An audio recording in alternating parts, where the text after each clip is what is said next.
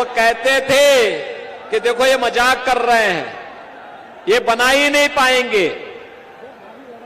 Samajwadi party के लोग कहते थे कि परिंदा भी पर नहीं मार सकता, और कांग्रेस के लोग कहते थे कि राम तो हुए ही नहीं।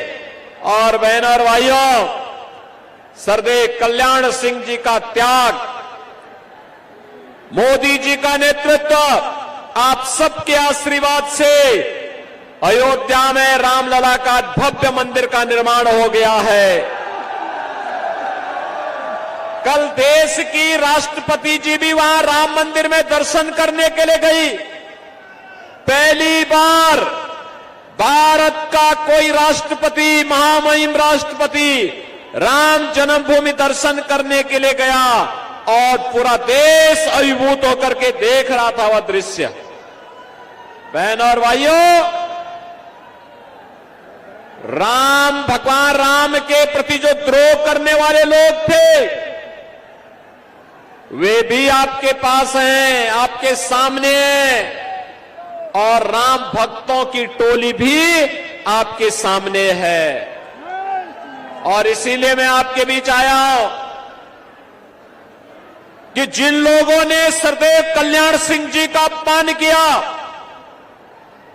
याद करिए, कल्याण सिंह जी प्रदेश के मुख्यमंत्री थे, कल्याण सिंह जी की पूर्व गवर्नर भी थे,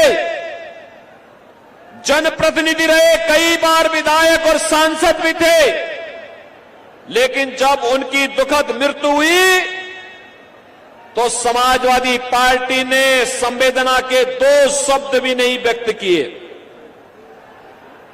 बहनों और भाइयों, हमारे नेता को अपमानित करने वाली समाजवादी पार्टी, राम को नकारने वाली समाजवादी पार्टी, आपकी आस्था के साथ खिलवाड़ करने वाली सपा और कांग्रेस, क्या आपका वोट पाने का अधिकारी है? क्या आपका वोट पाएगी? क्या अगर इनके कारनामों का मैं किस्से सुनाना प्रारंभ कर दूंगा तो बहनों और भाइयों बड़ा लंबा समय लगेगा। मैं आज आपके बीच में केवल कुछ मुद्दों पे चर्चा करने के लिए आया हूं। मैं अभी यहां पर आया था और मुझे यहां पे बताया गया कि अहल्या समाज को प्रमाण पत्र दिलाने के बारे में। बहनों और भाइयों, अहल्या समाज आजादी के 2-3 वर्षों तक, 4-5 वर्षों तक उन्हें आरक्षण का लाभ मिल रहा था। कांग्रेस की शरारत के नाते उनको उनकी मूल जाति से आरक्षण की सुविधा से वंचित करने का पाप कांग्रेस ने किया है, कांग्रेस ने।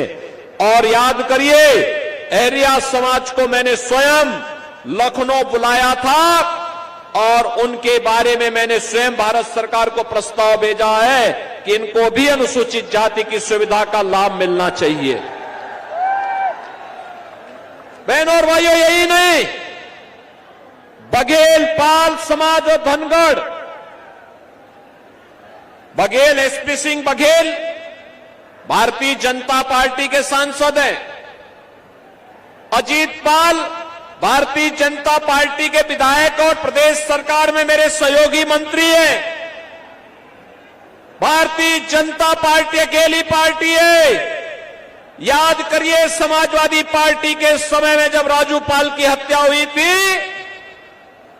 और जब एक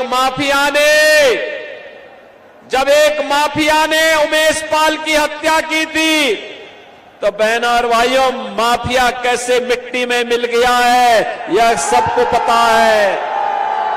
और मैं आपसे यही कहने के लिए आया हूं, बहनों और भाइयों, मैं आपसे यही कहने के लिए आया हूं, भारतीय जनता पार्टी आपके हितों के लिए पूरी संवेदनशील तरीके से कार्य कर रही है, पूरी मजबूती के साथ काम कर रही है।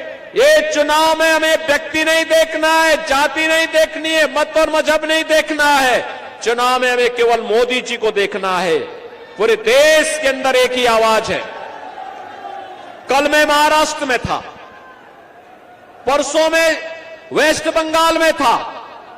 मुझे अब तक 8 राज्यों में जाने का अवसर प्राप्त हुआ और बहनों और भाइयों 8 राज्यों में जो माहौल है वह माहौल है, हर जनता एक ही स्वर से बोल रही है कि फिर एक बार पूरा पंडाल एक साथ बोले जिससे दिल्ली तक आपका स्वर गूंजे। फिर एक बार बहनों और भाइयों, जो मोदी सरकार का स्वर गूंज रहा है ना पूरे देश के अंदर, ये वैसे ही नहीं है। मोदी जी के नेतृत्व में 10 वर्ष में देश की कायाकल्प करने का जो कार्य हुआ है, आज उसके प्रति मोदी जी को कृतज्ञता ज्ञापित करते हुए आशीर्वाद जनता जनार्दन का प्राप्त हो रहा है और उसी के लिए मैं आपका आह्वान करने के लिए आया हूं।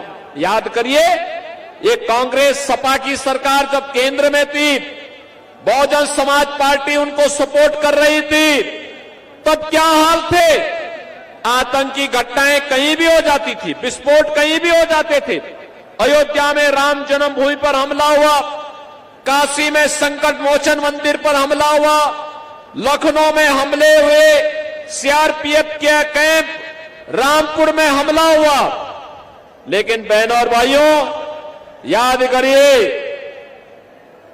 भारतीय जनता पार्टी के 10 वर्ष के कार्यकाल में दुनिया में भारत का सम्मान बढ़ा, देश की सीमाएं सुरक्षित हुई, आतंकवाद और नक्सलवाद नियंत्रित हुआ।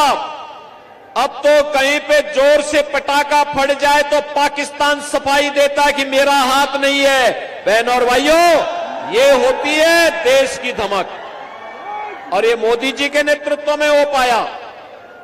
और मैं इसीलिए आज आपसे कहने के लिए आया हूं, विकास के कार्य हो रहे हैं, highway, railway, metro, 1 district 1 medical college, एटा में भी मेडिकल कॉलेज बना, कासगंज में भी मेडिकल कॉलेज बनाने की कार्रवाई प्रचलित है।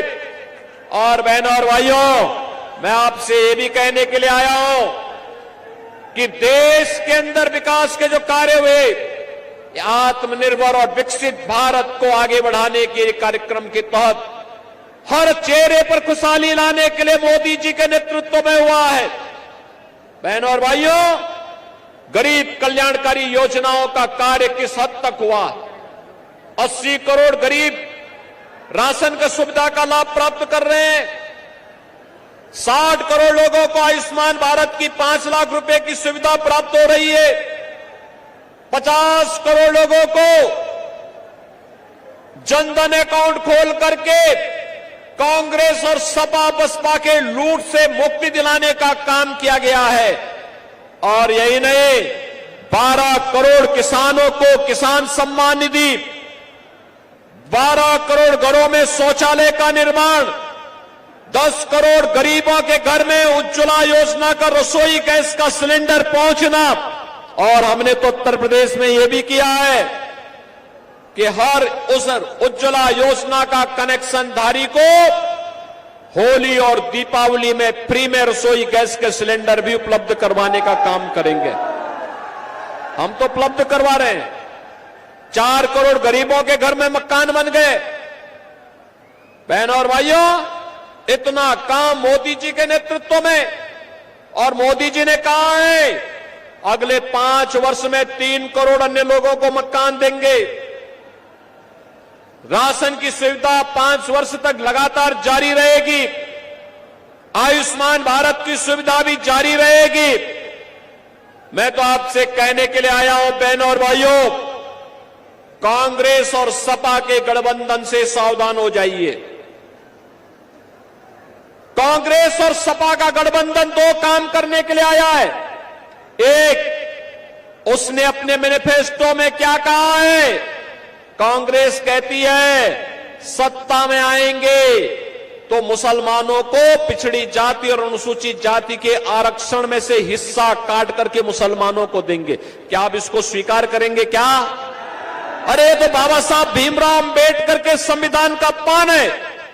बाबा साहब भीमराव अंबेडकर ने कहा था कि देश के अंदर धर्म के आधार पर आरक्षण नहीं होना चाहिए, लेकिन कांग्रेस जानबूझ करके देश का इस्लामीकरण करने की नियत से देश के अंदर तालिबानी शासन की व्यवस्था लागू करने की दिशा से देश को फिर से विभाजन की ओर धकेलने का कुत्सित प्रयास कर रही है। बहनों और भाइयों, एक तरफ यह आपके आरक्षण पर सेंध लगाने का काम कांग्रेस और सपा